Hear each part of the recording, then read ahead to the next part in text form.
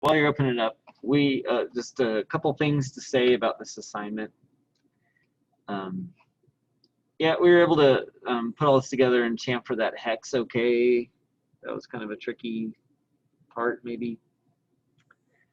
Anyway, we do have this national pipe tapered thread here. So how do you represent that? We're not modeling it, right, in AutoCAD, so, and why would you, right? So in our layout, we have this. So how do you show that, right? Well, you would, I'll answer it. You could use the hidden layer and just draw those simplified version of the threads, yeah, on just right at the chamfer line, and then I would run them out at the end here, perhaps, or even a little bit sooner. Because really, you can't cut the thread up to a wall, right? There's some distance there, and there's the preliminary cutting threads on the die or even in the mold. So yeah, usually it stops about there, and then what you could do is use an arc, space, space, and run the arc out to the end. So that's a run out. So that looks pretty. I like that. So I'm going to mirror it across there and call it a day. Right? Midpoint, that's probably good enough. There. So across the, one of the things about a section view is that it eliminates like the hidden features behind it, so it doesn't get in the way. But in this case, those aren't hidden lines; those are root lines of a thread, right? And that's how you represent them. So that's the difference between, because you normally don't see hidden lines on top of or superimposed on these section linings, right? So just wanted to point that out so we didn't get confused. The rest of it, we're all right, right? Mentioning wise and whatnot wise. Center line.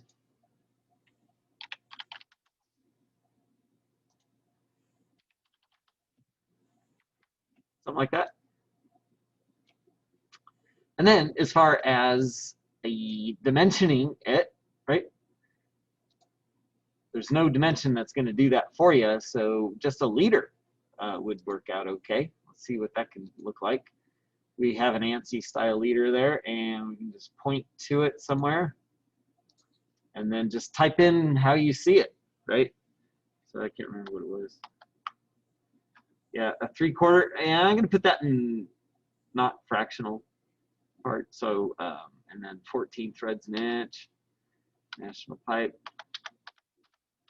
Come on.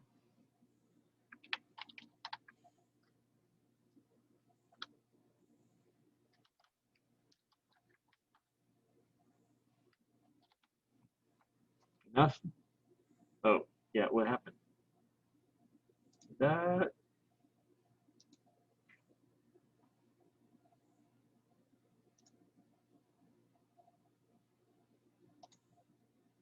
Go on a frozen layer or something?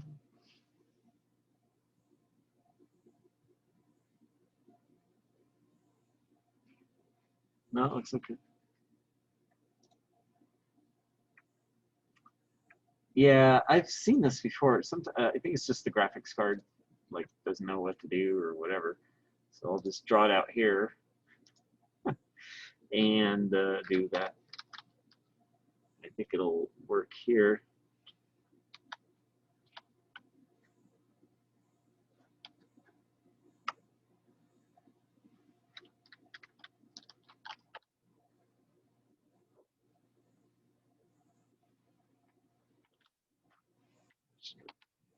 Yeah.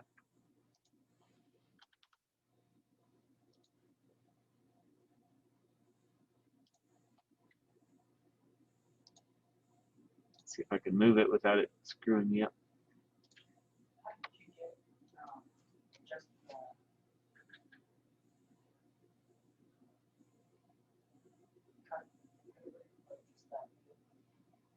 Oh, okay. Yeah, yeah. So this is how, if I go to my layout view, I can use section and a full section, right? And so you pick the view from which the section gets projected, so that would be this view.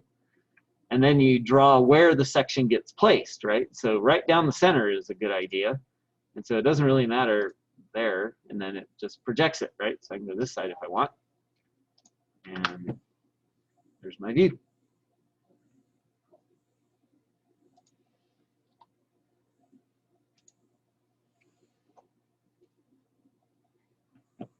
Okay.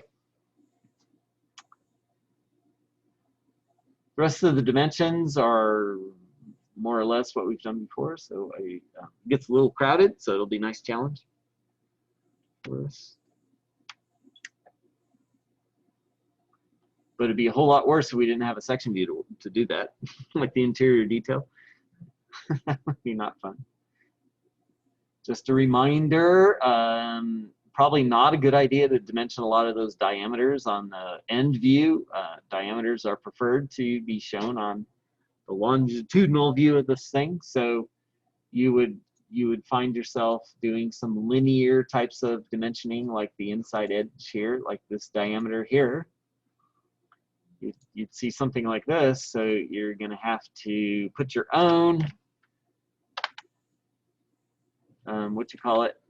diameter symbol. Get some good precision on that, right?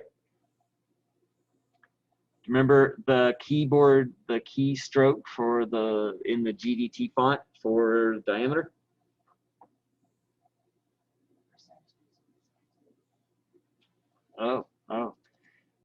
Even easier. Oh yeah, in fact, you could just right click and go to symbol and diameter %%C. Yeah.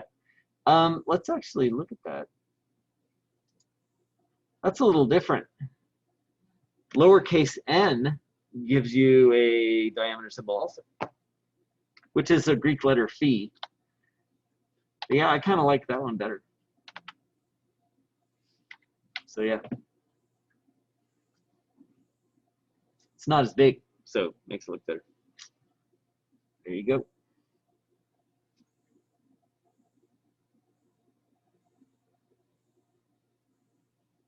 Okay.